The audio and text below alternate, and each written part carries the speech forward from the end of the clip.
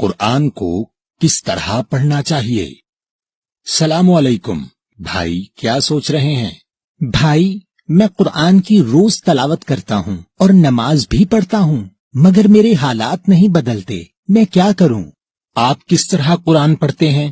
میں روز 3 صفحات عربی میں تلاوت کرتا ہوں۔ کیا آپ صرف عربی میں تلاوت کرتے ہیں؟ جی بھائی، میں صرف عربی میں تلاوت کرتا ہوں تاکہ مجھے ثواب مل سکے۔ کیا آپ کو پتا ہے کہ اللہ کا قرآن نازل کرنے کا مقصد کیا ہے؟ ہدایت کے لیے۔ تو پھر آپ ثواب کے لیے کیوں پڑھتے ہیں؟ پتہ نہیں، مگر شاید اس لیے کہ میں نے ہمیشہ سب کو یہی کرتے دیکھا ہے۔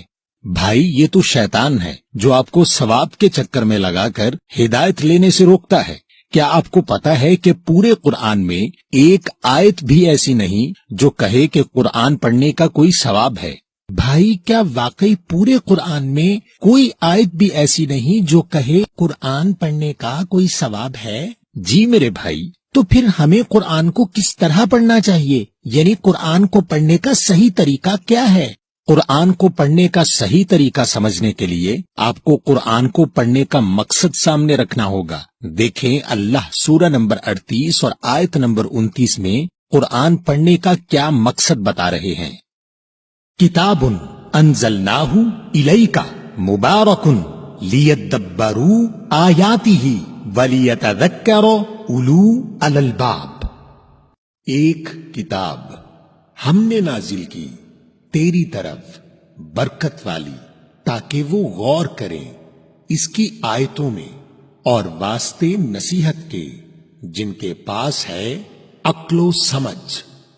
اس آیت میں اللہ بتا رہے ہیں کہ قرآن پڑھنے کا مقصد ہونا چاہیے نصیحت حاصل کرنا، اور نصیحت ملے گی آیتوں میں غور کرنے سے۔ جی میرے بھائی، سورہ 3 کی آیت 7 کے مطابق قرآن میں 2 طرح کی آیات ہیں، محکم آیات اور متشابہ آیات۔ تو محکم آیات یعنی حکم والی آیات وہ ہیں جن سے آپ کو اپنے اعمال کے لیے نصیحت یا حکم لینا ہے، اور نصیحت لینے سے مراد یہ ہے کہ آپ یہ جانیں کہ آپ کی ذمہ داریاں کیا ہیں، اور وہ کیا عمل ہیں جو اللہ کو پسند ہیں، اور وہ کیا عمل ہیں جو اللہ کو ناپسند ہیں۔ اسی طرح آپ کو اپنی زندگی کے معاملات کیسے طے کرنے ہیں، مثلا میاں بیوی کے حقوق، والدین کے حقوق، کاروبار کے طریقے، مال کا خرچ اور کردار و اخلاق اور دیگر احکامات کے بارے میں جاننا ہی قرآن کی محکم آیات سے نصیحت حاصل کرنا ہے۔ یا اللہ، میں نے تو کبھی ایسا سوچا ہی نہیں کہ ہمیں قرآن سے اس قسم کی نصیحت لینی ہے۔ اور بھائی، یہ متشابہات والی آیتوں سے کیا مراد ہے؟ متشابہ کے معنی ملتی جلتی۔ اللہ نے ان آیات کو سورہ 39 کی آیت 23 میں احسن حدیث کہا ہے، اور حدیث کے معنی ہے واقعہ۔ تو اللہ نے متشابہات والی آیات اس لیے دی ہیں کہ ہم ان آیات میں دیے گئے واقعات کو اپنی ذات سے ملا کر دیکھیں اور اپنے لیے نصیحت تلاش کریں۔ دیکھیں اللہ سورہ نمبر 21 کی آیت نمبر 10 میں کیا کہہ رہے ہیں۔ لَقَدْ أَنزَلْنَا إِلَيْكُمْ كِتَابًا فِيهِ ذِكْرُكُمْ أَفَلَا تَعْقِلُونَ۔ بے شک نازل کی ہم نے تم سب کی طرف ایک کتاب، بیچ اس کے تم سب کا ذکر ہے، کیا نہیں تم عقل لیتے؟ اس آیت کے مطابق تو اللہ کی کتاب میں ہمارا ہی ذکر ہے۔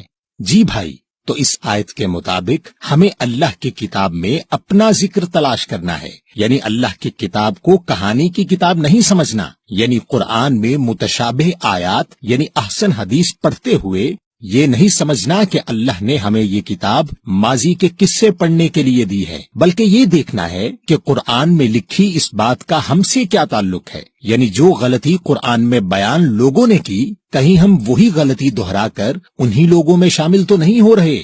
یعنی جب قرآن میں کسی قوم یا لوگوں کا ذکر آئے تو اس کو صرف ماضی کا قصہ نہ سمجھیں بلکہ اپنی ذات سے جوڑیں۔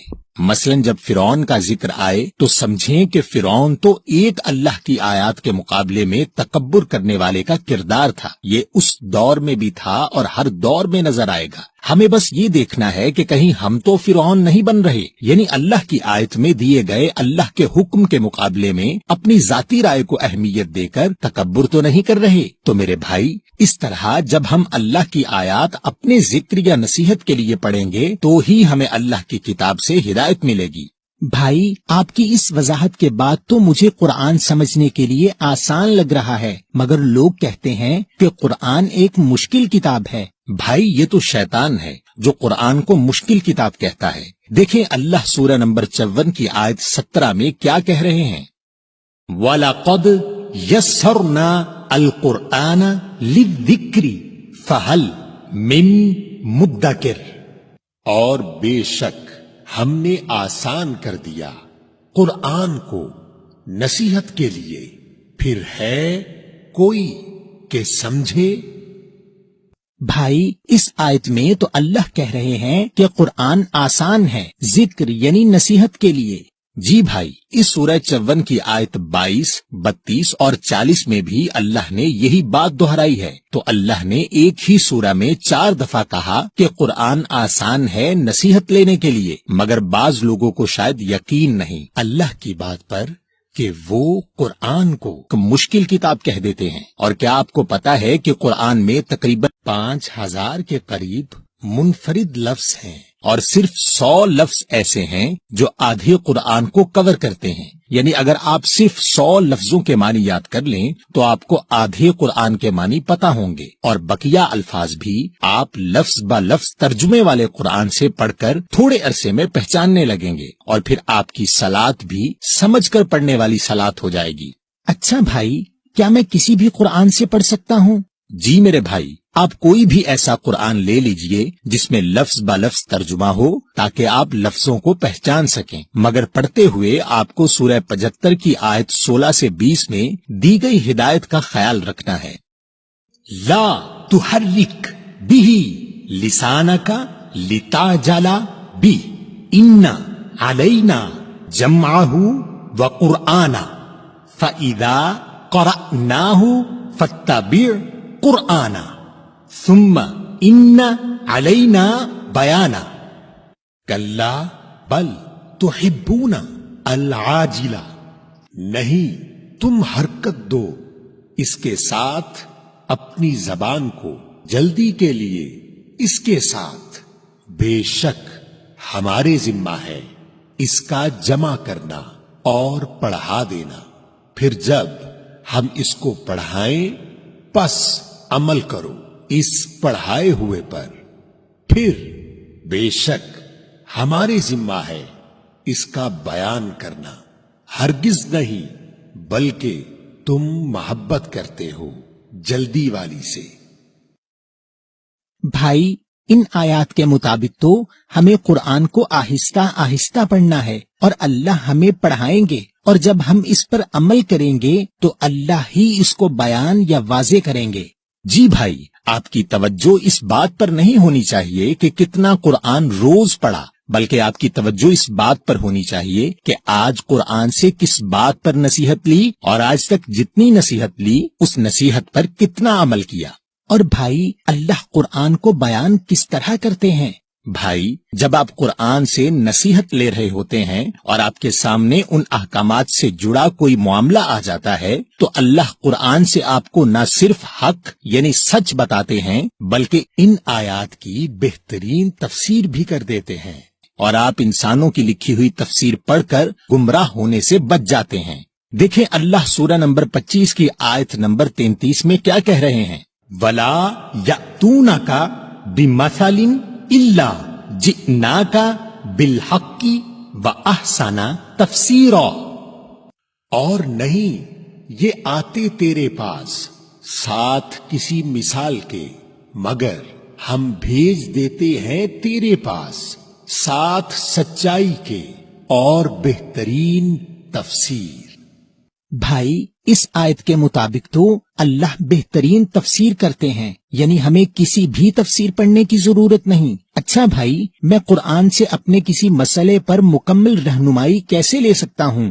اللہ نے قرآن کو انسانی نفسیات کے مطابق رکھا ہے اور اسی بنیاد پر آپ کے اسکول کا طریقہ ہے. یعنی جب آپ اسکول جاتے ہیں تو پہلے انگلش کا پیریڈ ہوتا ہے، پھر اردو کا ہوتا ہے، پھر سائنس کا ہوتا ہے، پھر حساب کا ہوتا ہے. یعنی ہر تھوڑی دیر کے بعد موضوع بدل جاتا ہے تاکہ آپ بور نہ ہوں. تو ایک دن میں آپ تھوڑی سائنس، تھوڑا حساب، تھوڑی اردو وغیرہ سیکھتے ہیں، مگر جب امتحان کی تیاری کرتے ہیں تو ساری پڑھی ہوئی اردو ایک جگہ کرتے ہیں، ساری سائنس ایک جگہ کرتے ہیں اور دیگر تمام موضوع الگ الگ کر کے پڑھتے ہیں. اسی طرح قرآن میں ہر لفظ ایک موضوع ہے. مثلا طلاق کا لفظ قرآن میں سورہ بقرہ نمبر 2 اور سورۃ الحجرات نمبر 33 اور سورۃ الطلاق نمبر 65 میں آیا ہے. تو جب آپ کو طلاق کے موضوع کو سمجھنا ہے تو آپ کو ان تمام آیات کو اکٹھا کرنا ہوتا ہے اور پڑھنا ہوتا ہے. اس سے آپ کو پورا موضوع سمجھ میں آ جاتا ہے اور پھر کوئی آپ کو گمراہ نہیں کر سکتا، کیونکہ اگر کوئی شخص کوئی بات اپنے پاس سے کرے تو آپ کہیں گے کہ میں نے اس موضوع پر تمام آیات قرآن سے پڑھی ہیں، اور اگر آپ سچے ہیں تو قرآن سے ثابت کرو. تو اس طرح آپ گمراہ ہونے سے بچ جاتے ہیں. لیکن بھائی ہم اس طرح موضوع کے اوپر آیات کیسے ڈھونڈیں گے؟ بھائی یہ بہت آسان ہے. اب بازار میں ایسی کتابیں مل جاتی ہیں اور موبائل ایپ بھی دستیاب ہیں جو ہر لفظ کے اوپر تمام آیات دکھا دیتی ہیں، جو آپ کسی بھی لفظ با لفظ ترجمے والے قرآن سے پڑھ سکتے ہیں. اور بھائی قرآن پڑھنے کا بہترین وقت کیا ہے؟ آپ سورہ نمبر 73 کی آیت 1 سے 4 تک اور سورہ نمبر 17 آیت نمبر 78 دیکھیں. یا ایہا المزمل قمی اللیل الا قلیلا نصفہ اوی انقص منہ قلیلا او زد علیہ ورتلی القرآن ترتیلا. اے لپیٹنے والے، قیام کر رات کو مگر تھوڑا سا حصہ، اس کی آدھی 12 بجے، یا کم کر دو اس میں سے تھوڑا سا یا زیادہ، اس پر اور پڑھا کرو قرآن کو ٹھہر ٹھہر کر. اقیمی الصلاۃ لدلوک الشمس الی غسق اللیل وقرآن الفجر ان قرآن الفجر کان مشہودا. قائم کرو صلاۃ ڈھلنے سے سورج کے طرف اندھیرے رات کے، اور قرآن فجر کو، بے شک قرآن فجر کا ہے گواہی دیا گیا. بھائی اللہ نے قرآن پڑھنے کے 2 بہترین وقت بتائے ہیں. ایک جب رات ہو جائے تو پڑھیں، چاہے رات 12 بجے تک پڑھیں یا چاہیں تو تھوڑا کم یا تھوڑا زیادہ کر لیں، اور دوسرا فجر کا وقت. جی بھائی، ان دونوں اوقات میں آپ دنیاوی مصروفیات سے فارغ ہوتے ہیں اور اللہ کی کتاب کو توجہ سے پڑھ سکتے ہیں. اور یاد رکھیں کہ قرآن دنیا کی وہ واحد کتاب ہے جو آپ پر فرض ہے ہدایت کے لیے. دیکھیں اللہ آپ کو سورہ نمبر 28 اور آیت نمبر 85 میں کیا کہہ رہے ہیں. ان الذی فرض علیک القرآن لرادک الی معاد قل ربی اعلم من جاء بالہدی ومن ہوا فی ضلال مبین. بے شک جس نے فرض کیا تم پر قرآن، وہ تمہیں پھیر لائے گا طرف منزل کے. کہہ دو میرا رب جانتا ہے کون آیا ساتھ ہدایت کے اور کون ہے جو بیچ گمراہی میں واضح. بھائی آپ کا بہت شکریہ کہ آپ نے بتایا کہ قرآن ہم پر فرض ہے ہدایت لینے کے لیے، اور ہمیں ہدایت تب ملے گی جب ہم آیات کو آہستہ آہستہ اور اپنی ذات سے جوڑ کر نصیحت لینے کے لیے پڑھیں گے کسی بھی لفظ با لفظ ترجمے والے قرآن سے. تو پھر ہمیں علم دینا اللہ کی ذمہ داری ہے اور ہمیں ملی ہوئی نصیحت پر عمل کرنا ہے. جی میرے بھائی، اب آپ اس پیغام سے دوسروں کی آگاہی کے لیے اس کو شیئر بھی کر دیجئے گا.